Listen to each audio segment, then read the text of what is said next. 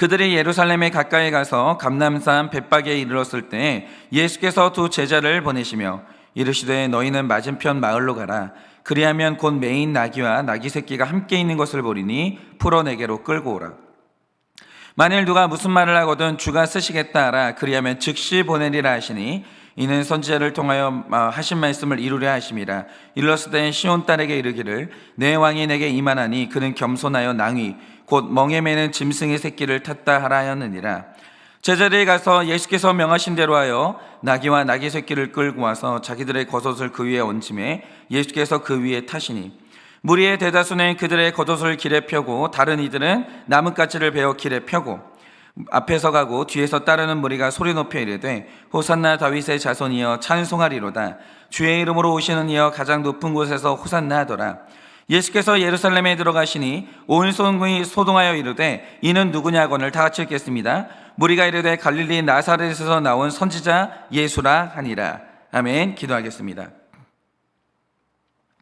예수님, 오늘 주님께서 우리에게로 오실 때 나귀 새끼를 타고 오늘 우리 가운데 임하십니다.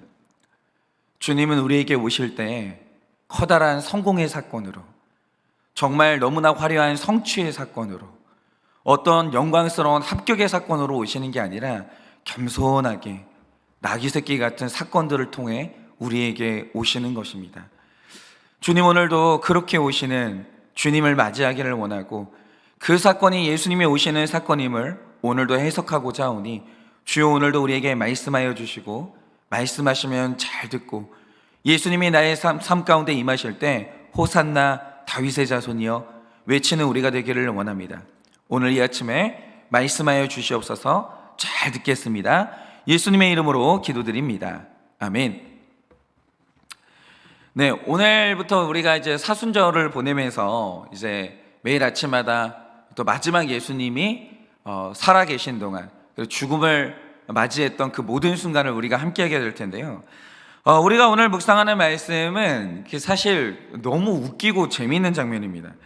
그러니까 어떨 때 성경책을 읽으면 세상에 이렇게 재미있는 책이 있나 뭐 이런 생각이 들 정도로 재미있는데, 그럼 오늘 말씀이 너무 웃기고 코미디 같은 그런 부분이 어떤 포인트냐? 여러분이 오늘 말씀을 보시면 드디어 성경에서 예수님의 인생에서 가장 중요한 역사가 시작됩니다.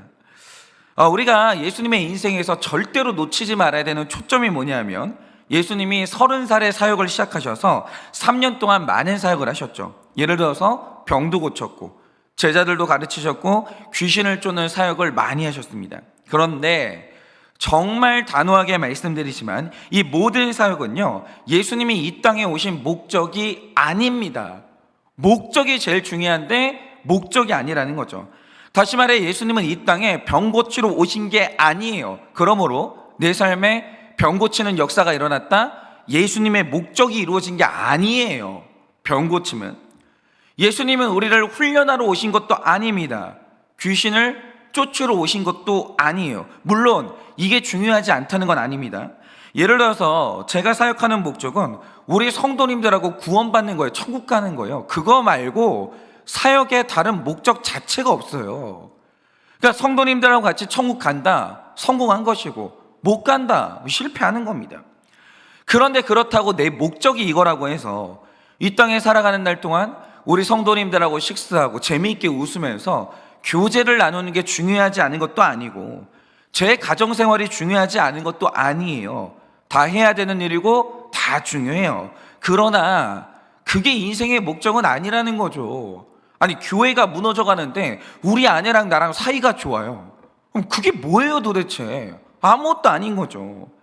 마찬가지로 예수님이 하셨던 모든 일들이 다 중요했어요. 귀신 쫓는 거 중요하죠. 병 고치는 거 중요합니다. 그런데 그게 예수님 사역의 목적은 아니에요. 병 나았다고 내가 구원받는 건 아니에요. 그러면 예수님이 이 땅에 오신 목적이 뭐였습니까? 예수님이 3년 동안 그렇게 치열하게 사셨던 이유는 오늘 말씀처럼 드디어 예루살렘에 오려고 그 시간을 사신 거예요. 그러면 예루살렘에 와서 하셔야 되는 일이 뭡니까? 예루살렘은 예수님의 죽을 자리예요. 이게 예수님 사역의 목적이고 예수님은 여기를 와야 사역이 완성되는 거예요. 그러니까 이런 거죠. 제가 날마다 큐티를 하고 설교를 하는데 도대체 큐티의 목적이 뭡니까? 내가 이 사역을 하는데 이 설교의 종착지가 어디냐 이거죠. 내가 만약 죽지 않았는데 살아있는 그 혈기, 살아있는 욕심을 가지고 날마다 천사 같은 음성을 가지고 설교한다? 단언하건대 실패한 인생이에요. 단언하건대. 설교가 중요한 게 아니에요. 설교가 나에게 가리키는 바대로 죽어야 되는 거예요. 예배 자리는 나의 죽을 자리지 내 혈기가 살고 내 의가 살아나는 장소가 아니라는 거예요. 죽어야 돼요. 그게 성공입니다.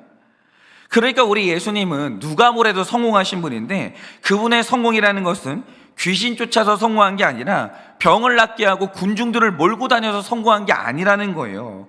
그분은 죽었어요. 잘 죽었어요. 그래서 성공한 인생이라는 거죠.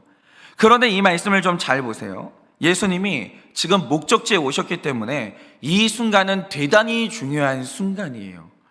그러면 내 인생에서 가장 중요한 이 순간에 해야 될 일이 얼마나 많겠어요. 그런데 우리가 여기에서 주목해야 될 게 뭐냐, 예수님의 가장 중요한 장소 예루살렘에 와서 가장 처음으로 하신 일이 오늘 기록되어 있는 거예요. 그러니까 다른 이제 마태, 마가, 누가복음 여기를 보면은 예수님이 예루살렘에 와서 가장 처음에 하신 일들이 예수님이 사시면서 하신 일들이 누락된 부분이 있고 기록된 부분이 있고 표현이 다른 부분이 있거든요. 그런데 오늘 말씀은 다 똑같아요. 완전히 내용이 똑같아요. 예루살렘에 와서 가장 먼저 하신 일에 대한 기록이 똑같다는 거죠. 그러면 그게 뭡니까? 예수님이 나귀를 선택하시는데, 그러니까 오늘 말씀을 보면 나귀와 나귀 새끼를 같이 선택하세요. 그런데 마가복음을 보면요, 예수님이 어미 나귀와 새끼 나귀를 선택하시는데 그 둘 중에 어디에 타시냐? 새끼 나귀에 타십니다. 그러니까 2절 말씀처럼 말씀을 보면 아무도 태워보지 않은 나귀 새끼 위에 타시는 거예요.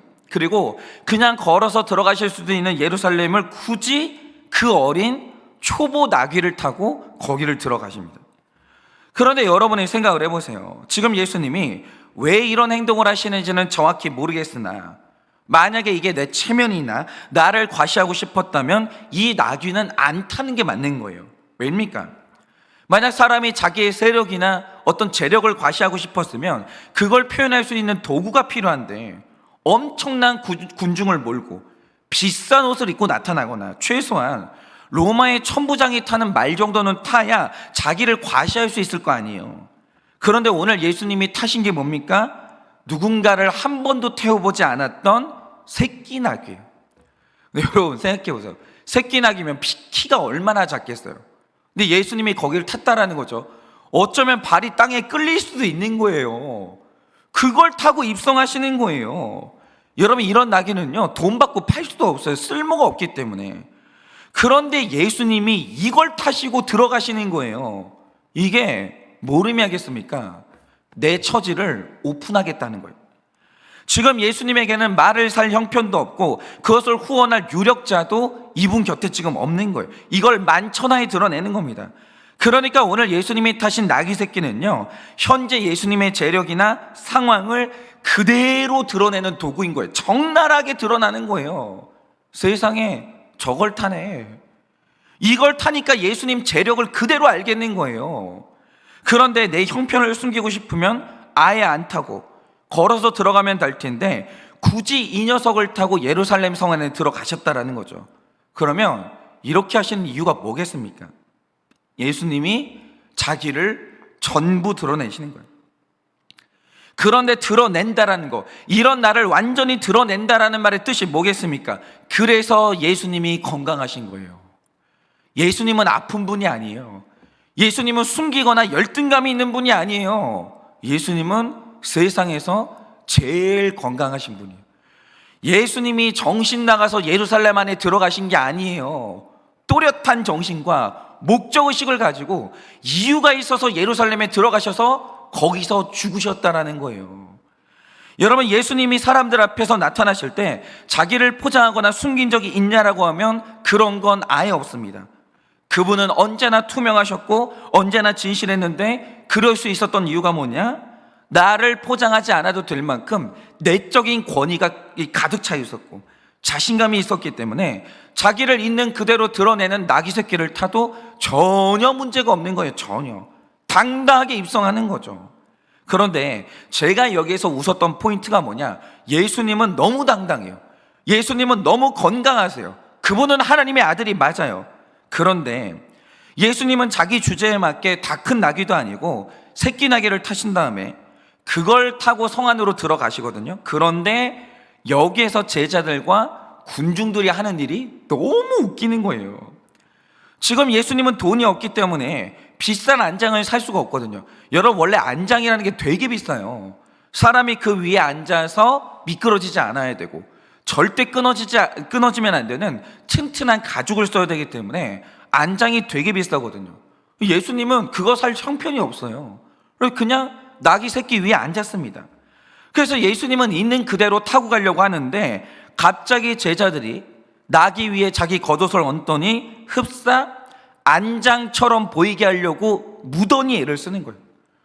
안장 없거든요. 그럴 형편도 아니에요. 어쨌든 안장 위에 앉아있는 것처럼 보이려고 애를 쓰는 거죠. 그리고 따라왔던 군중들은 뭘 했냐? 지금 예수님은 소박하게 나귀를 타고 들어가는데 이 군중들이요, 로마 황제가 입성할 때 하는 행동을 그대로 따라하는 거예요. 예를 들어 황제가 전쟁을 하다가 개선 장군으로 입성한다? 그럴 때는 가장 좋은 원단으로 만든 레드카펫을 쫙 깔아요. 그 위로 마차가 행진을 하거든요. 그리고 그걸 보는 로마의 시민들은요, 꽃가루를 막 뿌리기 시작해요. 그러니까 로마 시내가요, 꽃으로 가득 차는 거예요. 그런데 이게요, 돈이 없으면 못해요. 이게 로마의 재력을 상징하는 행사인 거예요. 우리 돈이 이렇게 많아, 이 정도 국력이 있어. 이걸 표현하는 게 로마의 개선장군 행사라는 거죠. 그런데 오늘 군중들이 하는 행동이 뭡니까? 돈이 없으면 하질 말든가 그냥. 아니, 돈도 없는 양반들이 황제 의전을 따라한다고 하면서 8절을 보면 자기 옷을 벗더니 길에 깔아요. 근데 옷이 비싼 거겠어요? 싸구려 할 거 아니에요. 그걸 길에 깔아가지고 레드카펫 비슷한 걸 만들지 않나. 비싼 돈을 주고 꽃을 살 수가 없으니까 주변에 있는 나뭇가지를 꺾어가지고 그걸 막 바닥에다 뿌리고 있는 거예요. 우리 예수님 온다고. 그런데 여러분이 이걸 상상을 해보세요. 지금 예수님의 추종자들은 신이 나가지고 이런 행동을 하는데 그걸 구경하는 로마 사람들이 어떻겠어요? 이게 너무 웃긴 거예요. 이게 지금 황제의 행진을 한 번이라도 본 사람들은 이 사람들이 지금 그거 흉내내는 걸 알고 있는데 이게 얼마나 웃기냐. 예를 들어서 어떤 사람이 브랜드 옷을 너무 입고 싶은데 진짜를 살 돈이 없는 거예요. 그래서 어떤 브랜드의 짝퉁을 입었는데, 예를 들어서 나이키 짝퉁을 입었다라고 하죠. 그런데 가만히 이제 가슴팍에 로고를 보니까 뭐라고 써져 있냐? 나이키 그 난 모양 있잖아요. 나이키 로고는 잘 그려져 있는데 그 위에 영어로 나이스라고 써져 있는 거예요.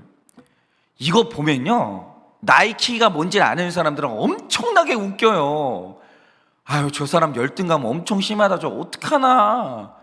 너무 웃기는 거예요. 그리고 막 원래 이제 푸마라는 브랜드가 있거든요. 근데 가만히 보니까 이제 파마라고 써져 있고 막 너무 웃기는 거죠. 그런 게. 이게 체면 살리려고 하다가 가오 살리려고 하다가 완전히 체면이 구겨지는 거예요. 그런데 지금 이게 군중들이 하고 있는 행동이에요. 그래서 만약 제가 나귀 위에 탄 예수님이었다면 저는 부끄러워가지고 얼굴도 못 듭니다. 이게 뭐 하는 짓이냐 이거죠. 뭐 하는 짓이냐. 그런데 제가 이 본문을 보면서 문득 하나가 떠오르는 게 뭐냐. 저희 동네에 도저히 그냥 지나칠 수 있는 자동차가 한 대 있거든요. 그런데 그 차가 너무 특이한 게 뭐냐. 지금 이 차가요, 우리나라에서 살 수 있는 차 중에 가장 저렴한 경차예요.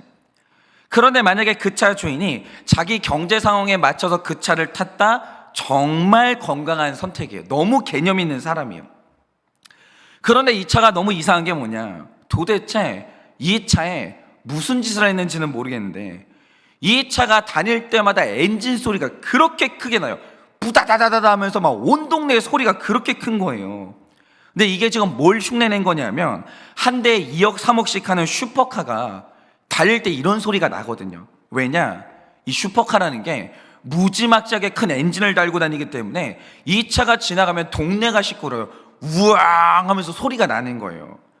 그런데 이 조그만 경차가요, 그 소리를 흉내내겠다고 그러니까 뭔가 이제 튜닝을 한 거예요. 막 뭐 이렇게 어디에 구멍을 뚫어가지고 빠다다다다 소리가 나게 한 거죠. 근데 이게 무거운 소리도 아니에요.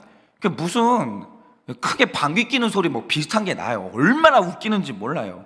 근데 그게 끝이냐? 그게 아니라 바퀴를 달아놨는데 이 자동차 몸통만한 바퀴 4개를 달아놓은 거예요. 거기다가 무지개 색깔처럼 이상한 색깔 칠해놓고 심지어는 꽁무니에 이상한 날개까지 달아놨어요. 근데 제가 그 차를 보고 빵 터진 부분이 어디냐? 이 경차에다가 요란한 장식들을 해놓고 활용 점정으로 장식 하나를 빡 찍어놨는데 그게 뭐냐? 이 차의 전면에다가 벤츠마크를 빡 하고 박아놓은 거예요. 이걸 자동차 튜닝이라고 하는데 누가 봐도 이거 우리나라 경차에다가 벤츠마크를 붙여놓은 거예요. 그러면 여러분은 이렇게 튜닝한 차를 보고 어떤 생각이 드시겠습니까? 멋있다라고 생각하시겠어요?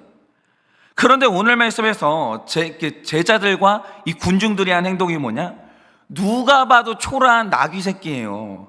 그런데 그 위에다가 겉옷 깔고 그 밑에 레드카펫처럼 막 그것도 깔고 옷을 깔았거든요. 이게 뭐냐면 당나귀를 튜닝하는 거예요. 그러면 여기서 우리가 묵상해 볼게, 저희 동네 경차 주인이 자동차를 있는 그대로 타는 게 아니라 굳이 그렇게 요란하게 튜닝을 하고, 오늘 군중들도 당나귀 새끼를 있는 그대로 타는 게 아니라 진짜 요란하게 튜닝을 하고 있거든요. 그러면 이 튜닝을 하는 사람들의 심리가 뭘까요? 제가 얼마 전에 부경대학교의 오창혁 교수님이 쓰신 자동차 튜닝의 심리 연구라는 글을 본 적이 있는데, 이분이 말씀하신 글의 요지가 이런 겁니다. 어떤 사람이 자동차를 심하게 튜닝할 때 그것은 단순히 도구가 아니라는 거예요. 그때부터 이 차는 도구가 아니에요. 이것은 자기의 욕망이 전이된 나의 상징이라는 거죠. 그러니까 이 자동차는 곧 나예요. 내가 드러나는 거죠. 그런데 이런 사람이 자기 경제 상황에 따라서 자동차를 샀어요. 그러면 이 차는 내 경제력을 만천하에 드러내는 상징인데, 어떤 사람들은요 이런 자기의 형편을 수치로 여기는 사람이 있다는 거예요. 나 돈이 없어? 나 경차 타는 사람이야? 여기에 너무 수치를 느끼는 사람들이 있어요. 그러니까 수치심을 해결해 보려고 튜닝을 시작하는 거예요. 그러니까 원래 그 차의 속도보다 더 빨리 달릴 수 있도록 엔진을 조작하고, 원래 그 차의 외모보다 더 화려하게 꾸미고, 마지막으로 그 차의 로고를 그러니까 국산 로고를 뗀 다음에 내가 너무 타고 싶은 그 수입차의 로고를 딱 붙이는 거죠. 그런데 이게 뭐냐면 튜닝을 통해서 내가 넘어설 수 없는 현실의 벽을 이 자동차를 꾸며가지고 한번 넘어보는 거예요. 자기 위로를 받는 거죠. 그런데 그 대상이 뭐냐? 그게 바로 자동차라는 거예요. 자동차는 나예요. 그러니까 내가 뭔가 내 열등감이 있는데 어떤 것을 나로 이제 전이를 시켰다? 그때부터 그걸 꾸미기 시작하는 거예요.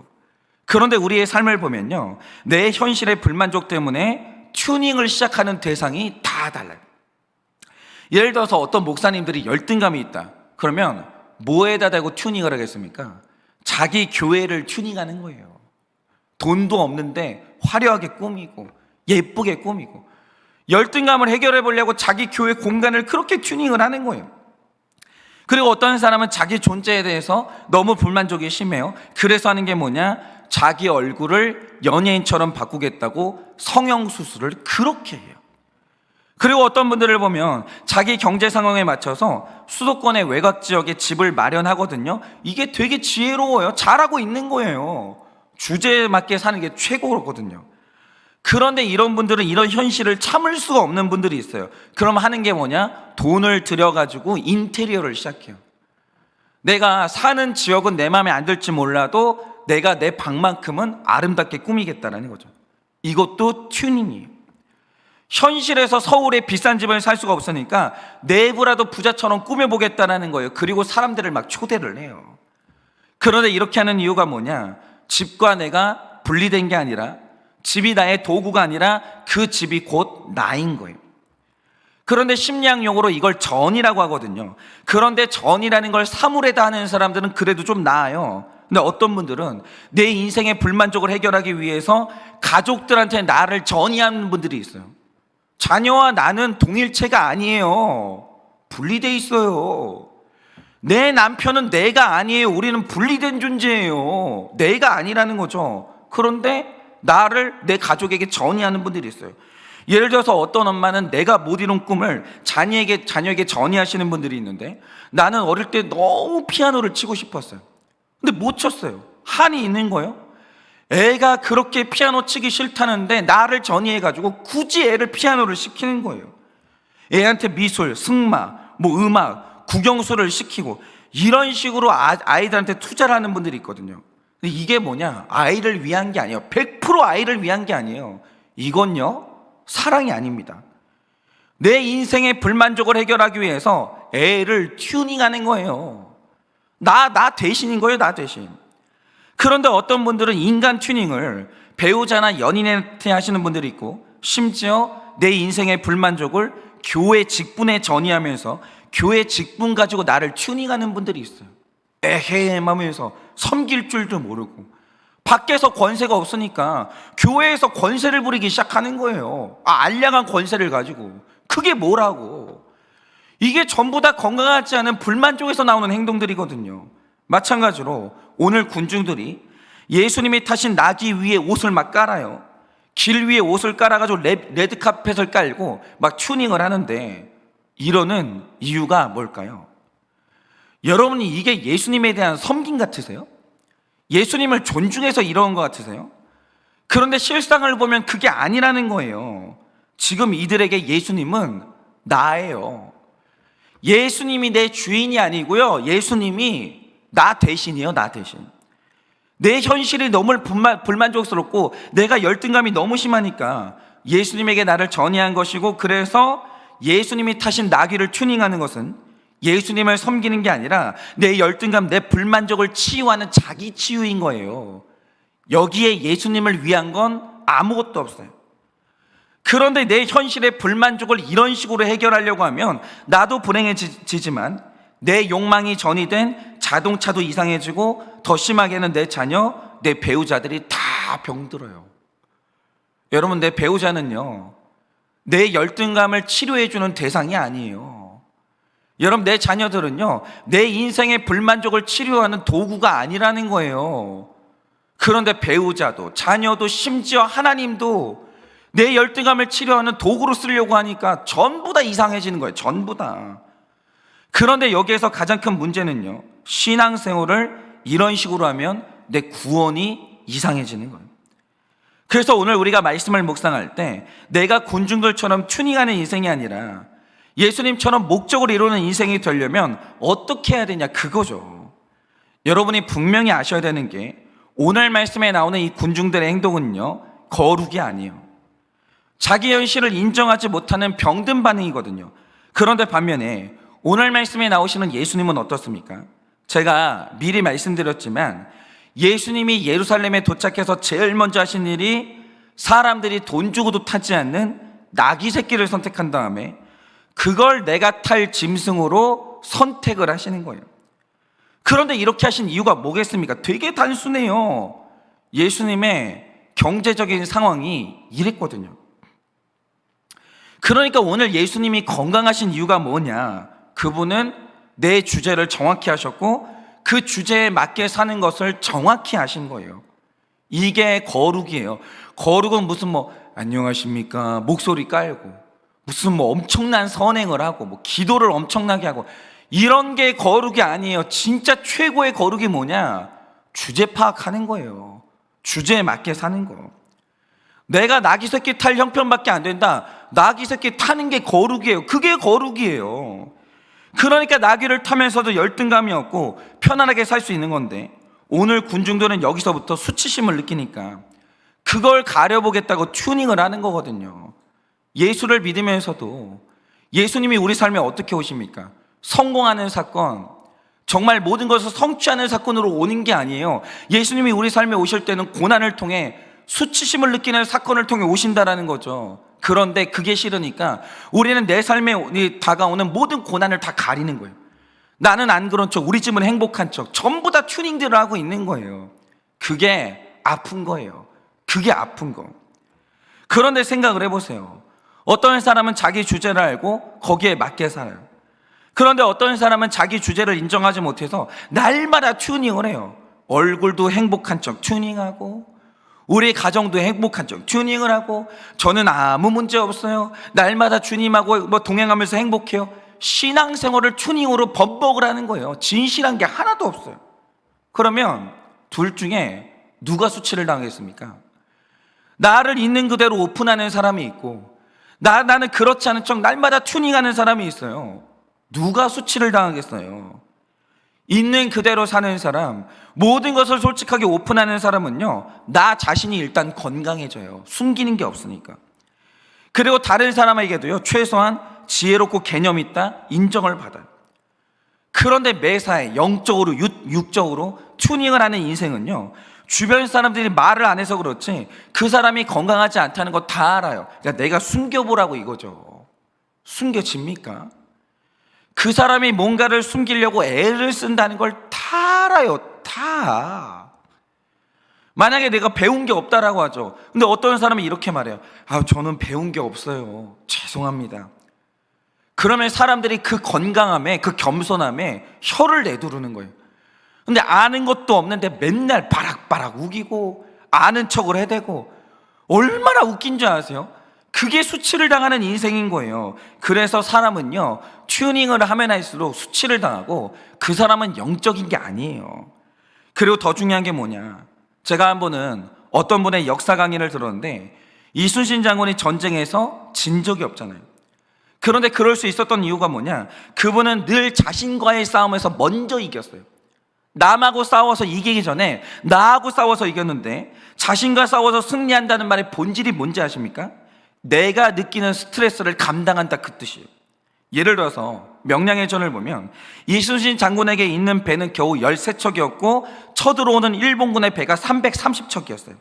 그러니까 지금 벌써 규모의 차이가 30배가 나는 건데, 이 30배의 차이가 인생의 스트레스인 거예요.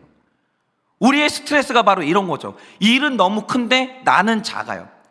거기에서 스트레스가 오거든요. 그런데 이순신 장군의 전쟁은 늘 이랬어요. 그분이 전쟁을 할 때는요, 군사적인 우위를 가지고 싸운 적은 별로 없었습니다. 그러니까 그분은 언제나 스트레스가 있었어요.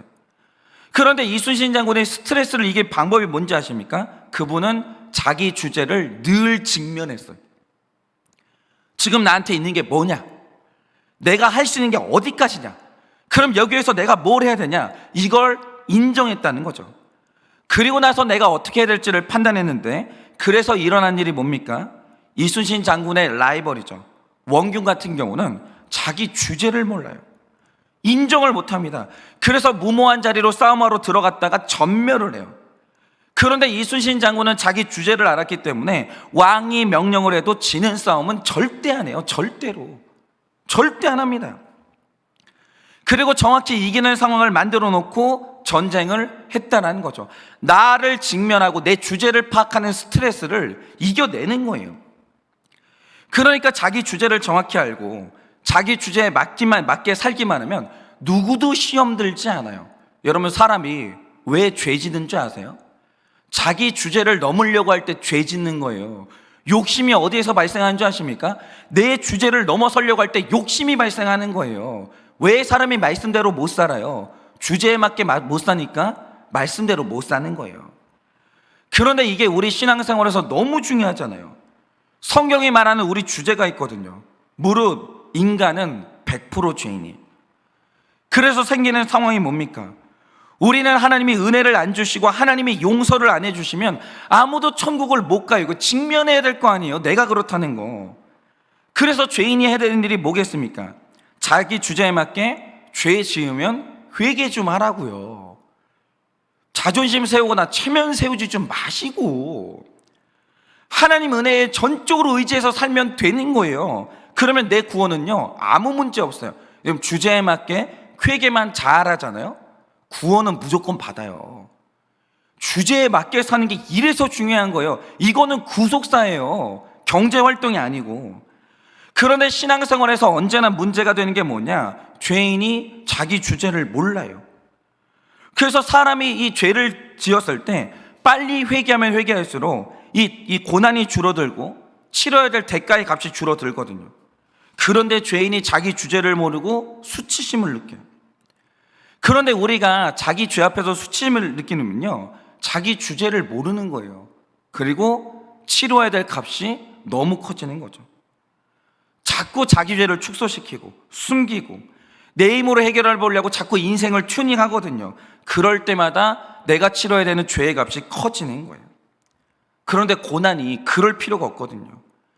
죄인이 자기 주제에 맞게 죄를 고백하고 오픈하면, 적용 잘하면 그냥 고난이 빨리 줄어드는 거예요. 사랑하는 성도 여러분, 제가 진심을 담아서 드리는 말씀인데요, 그러지 마세요. 사람이 그냥 자기 주제 인정하고 물어보시라고요. 목장에서 자기 주제에 맞게만 살아도 너무 편한 인생을 살 수 있는데 왜 굳이 튜닝을 해가면서 수치를 당하고 그렇게 힘든 인생을 사냐, 이거죠. 여러분, 경제활동도요, 자신이 노력한 만큼 벌어가지고 그만큼만 쓰세요. 아니, 그냥 가진 게 없으면 동네 놀러 다니세요. 부산 가고. 아니, 왜 굳이 자꾸 해외여행을 가려고 그래요?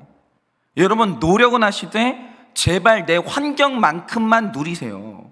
그리고 제발 100% 죄인된 자기 주제를 인정하셔서 빨리 회개하시고 빨리 돌아오세요. 여러분 힘으로는 그거 죽어도 혼자 해결 못해요.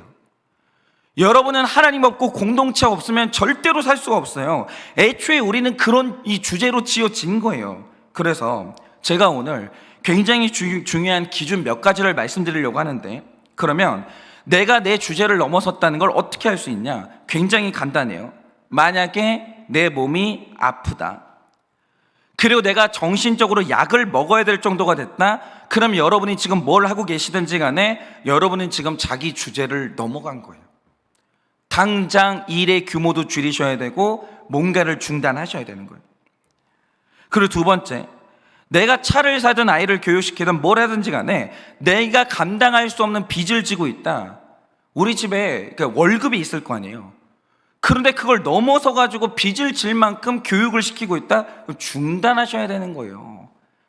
거룩하게 살면 아이들이 그 안에서 훨씬 더 건강하게 사는 것이지, 빚내 가지고 애들 교육시키면요, 애들 죽어나는 거예요. 그리고 마지막으로, 만약 여러분이 어떤 일을 하시는데 내가 예배를 드릴 수가 없다, 여러분 영혼의 경계를 넘어선 거예요. 주제를 넘어선 겁니다. 예배하지 않으면 살 수가 없는 게 내 주제인데 그 주제에 맞는 일을 하셔야 되는 거예요. 이렇게 오늘은 다 자기 주제를 인정하시고 예수님처럼 새끼 나귀를 타는 그 적용을 하셔서 예수님처럼 목적으로 이루는 삶을 사시기를 예수님의 이름으로 축원을 드립니다. 이 시간에 제가 기도하고 축도함으로 마치도록 하겠습니다. 기도하겠습니다. 하나님, 정말 우리가 죽는다는 것이 무엇입니까? 이 땅 가운데서 내가 거룩하게 죽어진다는 것은 예수님처럼 새끼 나귀를 타고 주제에 맞게 예루살렘 성으로 입성하는 것입니다. 내 형편이 새끼 나귀를 탈 수밖에 없다면 그렇게 살면 되는 것이고, 내가 가는 이 길을 레드카펫을 깔 수 없다면 그냥 흙바닥길을 걸으면 되는 것입니다. 그것이 바로 죽음이고 그것이 바로 거룩입니다. 그런데 우리가 그 열등감 때문에 그렇게를 못하니 새끼랑 나귀를 타면서도 자꾸 그마저도 꿈이고, 레드카펫을 깔 수 없으니 거기다 뭐라도 깔아서 늘 우리 주제를 넘어서는 그런 이상한 인생을 살아갑니다. 주님, 오늘도 주님께 간절히 기도하오니 우리 인생의 모든 포장을 벗겨버리고 진실하기를 원합니다. 그래서 오늘 나의 욕심과 나의 위선과 나의 모든 거짓들이 다 죽어서 예수님처럼 건강한 인생, 목적을 이루는 인생, 겸손한 인생을 살아갈 수 있도록 은혜를 허락하여 주시옵소서.